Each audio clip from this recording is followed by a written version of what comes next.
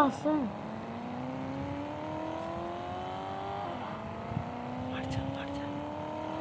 मर जाऊं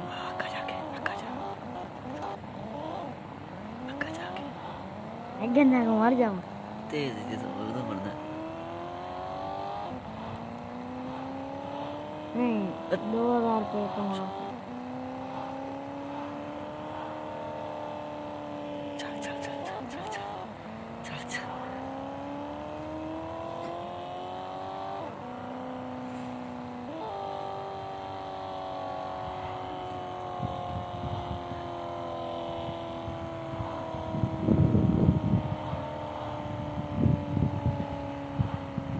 2000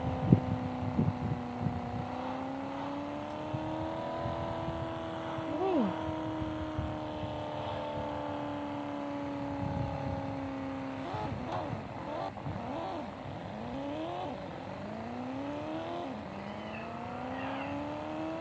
धन्यवाद